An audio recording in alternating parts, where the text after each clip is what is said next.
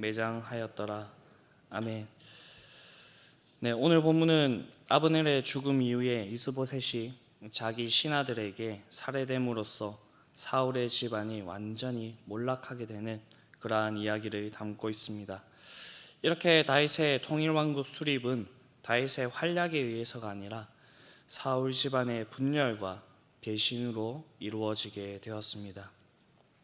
이 일이 인간의 탐욕으로 빚어진 것으로 보이지만 결과적으로 본다면 다윗을 중심으로 하는 통일왕국이 세워지는 하나님의 역사를 보여주시는 것입니다.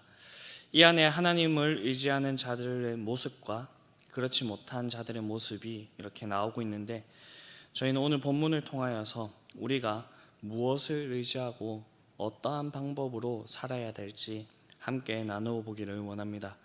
먼저는 이스보셋과 다윗이 이렇게 비교가 되고 있습니다. 어제 본문에서 우리는 요압이 아브넬을 죽이게 되는 그 사건을 함께 나누어 보았습니다. 이 사건은 사울 왕가의 기반을 뿌리채 흔드는 그러한 사건이었습니다.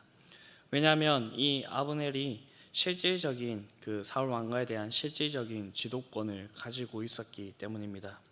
비록 아브넬이 이 이스보셋을 배신하고 다윗 왕을 왕으로 삼는 그러한 일에 함께 하기로 하였지만 여전히 아브넬의 존재는 사울 집안에서 아주 중요한 역할을 감당했다라는 것입니다. 오늘 본문은 아브넬의 죽음의 소식에 이스보셋은 그의 손에 맥이 풀려버렸다라고 그렇게 얘기를 하고 있습니다. 우리가 흔히 손에 맥이 이렇게 풀릴 때 어떠한 일이 있을 때 이렇게 힘이 쫙 빠지게 됩니까? 아주 충격적인 소식을 들었을 때 그렇습니다. 네, 물론 아브넬의 죽음에 대한 그 소식도 이 이스보셋에게는 엄청나게 충격적인 소식이었겠지만 아마도 이 아브넬의 죽음 소식과 함께 다윗에게 들려왔던 그 소식, 즉 아브넬이 자신을 배반하고 이제 다윗을 왕으로 삼기로 했다는 그 소식에 더욱더 충격을 먹었을 것입니다. 그럼에도 불구하고 이스보셋은 사울 집안 사람인 아브넬을 여전히 의지할 수밖에 없었습니다. 여기서 우리는 하나님만을 의지하는 다윗과 사람을 의지하는 이 이스보셋의 모습을 볼 수가 있습니다. 과도기이긴 하지만 이 두 사람 다 이 이스라엘의 왕으로서 이렇게 보이는 그 사람들인데 이들의 모습에서는 아주 극명한 이렇게 차이가 나게 되는 것을 볼 수가 있습니다. 하나님을 의지하는가, 사람을 의지하는가. 우리는 세상을 살아가면서 종종 줄을 잘 서야 된다는 말을 들을 때가 있습니다. 누구와 함께 하는지에 따라서 그 사람의 성공과 그리고 삶의 질이 달라진다라는 것입니다. 맞습니다. 우리도 줄을 잘 서야 하겠습니다. 그렇다면 우리는 누구 줄을 서야 되겠습니까? 그것은 천지를 만드시고 지금도 그 온 우주 만물을 다스리고 계시는 하나님 줄을 서야 된다라는 것입니다. 그리스도인이라고 하는 이 이름 안에서 우리가 누구의 줄을 서고 있는지를 분명하게 나타내고 있지만 가끔은 이 세상을 살아가다 보니 이 사실을 잊고 살아가거나 아니면 이 사실이 희미해져 우리가 누구의 줄 위에 서 있는지를 까먹을 때가 있습니다. 사실 이스보셋도 하나님만 의지해야 되는 그런 하나님 나라의 백성이었습니다. 그러나 그의 욕심 때문인지 모르겠지만 그가 이 하나님의 뜻을 거스르고 다윗에 이 배척하여서 대적점에 서 있어서 그 이스라엘의 왕위를 계속해서 유지하고자 했습니다. 그 과정에서 그는 사람을 의지하였고 사람을 의지했던 이스보셋이 어떠한 결말을 맞이하게 되는지 오늘 본문은 분명하게 이야기해주고 있습니다.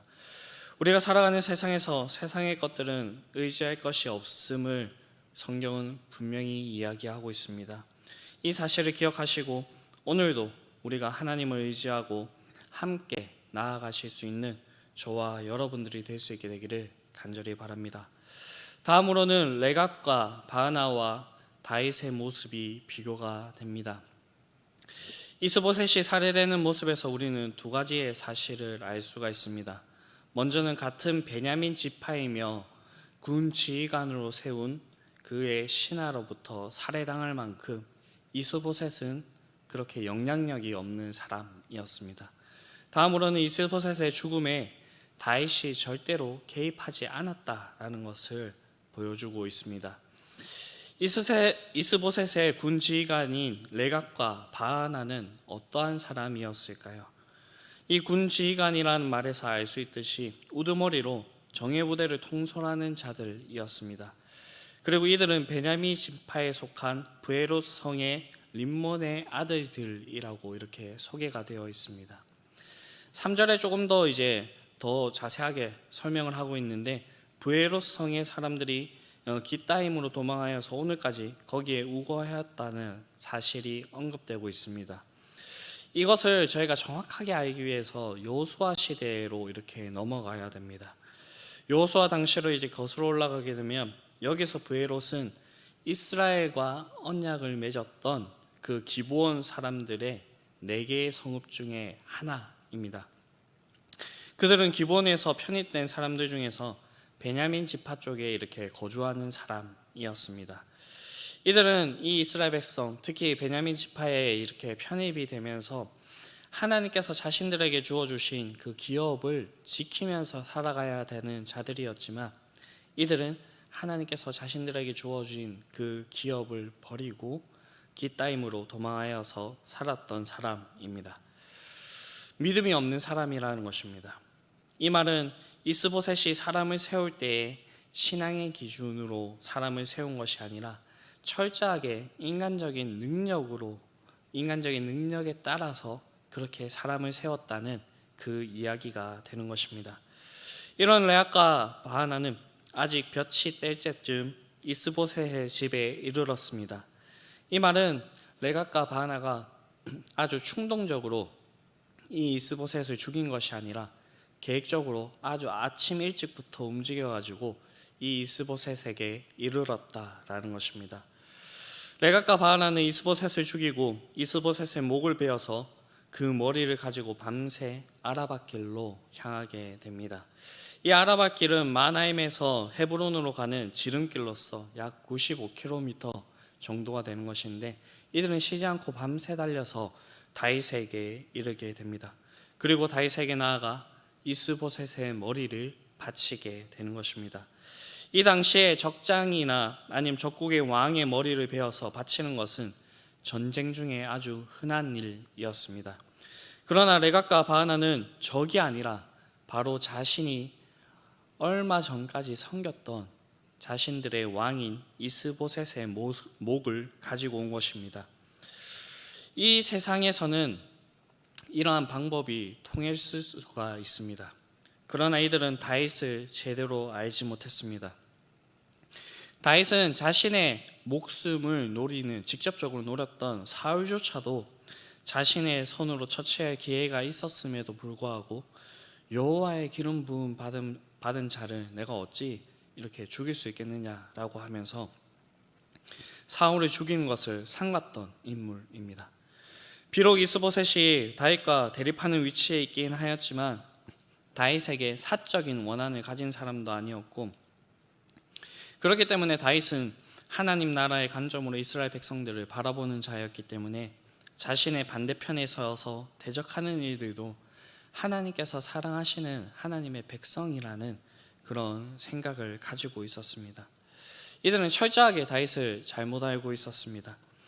그래서 다윗에게 가서 왕의 생명을 헤아려 했던 원수의 목을 가지고 왔고, 자신의 손들을 통하여서 하나님께서 왕의 원수를 갖게 하였다라고 하는 이런 아첨까지 하게 됩니다.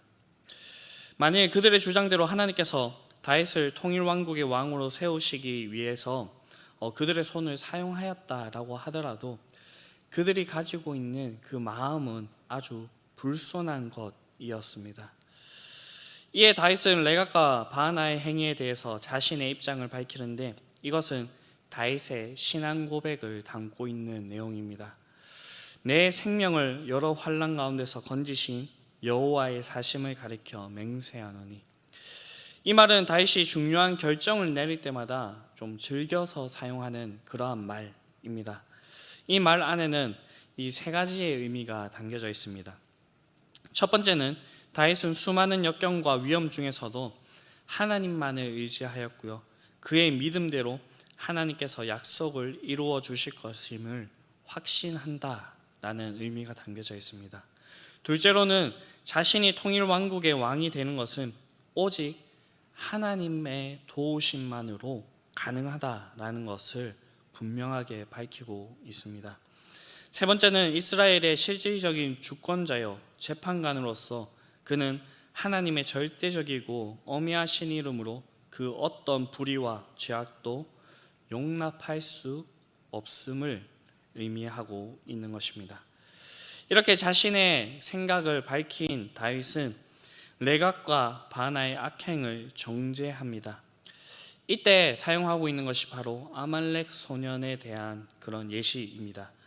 아말렉 소년은 다윗의 목숨을 노리던 사울의 죽음에 대한 그 소식을 다윗에게 알렸던 자입니다. 여기서 이 아말렉 소년이 기대하였던 것은 다윗이 칭찬해 주기를 바랬고, 그리고 다윗이 포상해 주기를 바랬습니다. 그러나 다윗은 사울을 죽였다고 한 그 소년에게 여호와의 기름 부음 받은 자를 죽였다라는 그 명목으로 그 소년을 죽이게 되는 것을 볼 수가 있습니다. 이 아말렉 소년에 대한 그 예시를 얘기하면서 이 다윗은 레갑과 바하나의 행위는 훨씬 더 악한 것임에 대해서 이야기를 하고 있습니다. 오늘 본문 11절을 보게 되면 악인이 의인을 그의 집 침상 위에서 죽인 것이겠느냐라고 이렇게 이야기를 하고 있습니다. 여기서 의인은 정말 하나님을 잘 믿어서 얘기하는 그 의인이 아니고 법정적인 의미입니다. 즉 이스보셋이 신앙적인 면에서 하나님의 뜻을 따르지 않는 자라고 할지라도 여전히 그는 이 이스라엘 백성이고 법적으로는 아무런 잘못도 없고 무고한 사람이라는 것입니다. 이에 다윗은 청년들에게 명령하여서 그들을 죽이고 그 수족을 헤브론 못가에 매달아 두게 하였습니다. 다윗이 이렇게 명령한 것은 피 흘림에 대한 대가임에 대해서 오늘 본문은 분명하게 얘기를 하고 있습니다. 특별히 이 수족을 매달았다라는 것은 반역죄에 대한 대가로서 하나님에 대한 공의를 세우고 백성들을 향해서 악행에 대한 경고를 하고 있는 것입니다.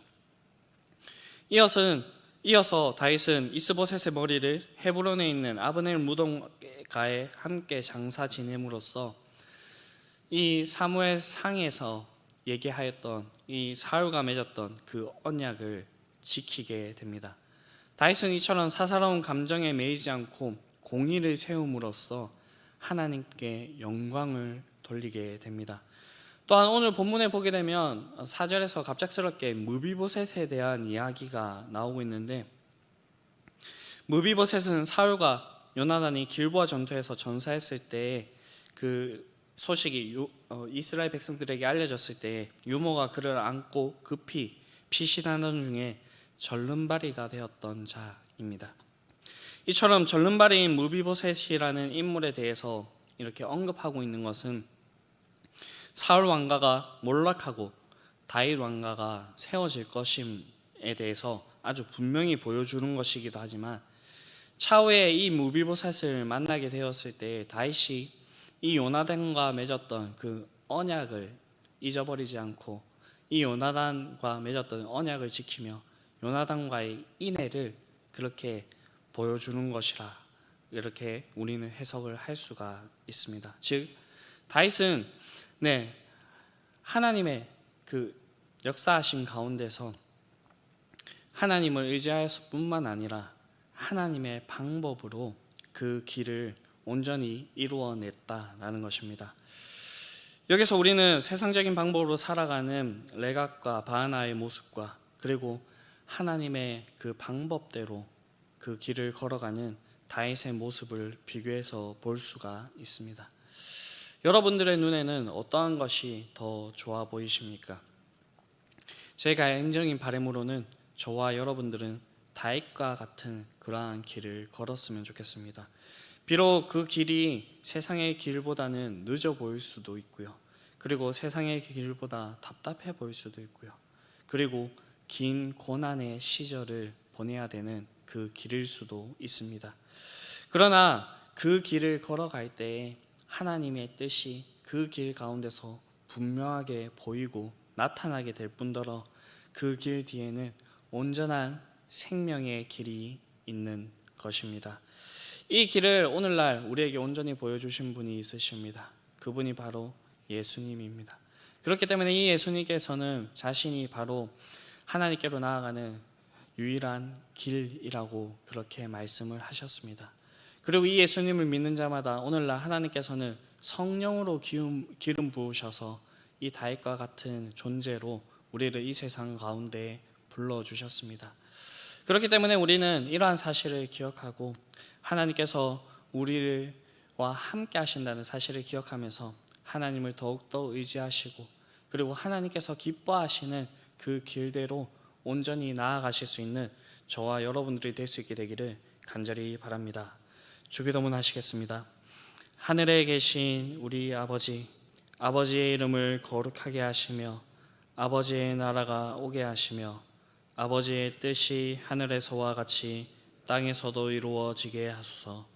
오늘 우리에게 일용할 양식을 주시고 우리가 우리에게 잘못한 사람을 용서하여 준 것 같이 우리 죄를 용서하여 주시고 우리를 시험에 빠지지 않게 하시고 악에서 구하소서. 나라와 권능과 영광이 영원히 아버지의 것입니다. 아멘.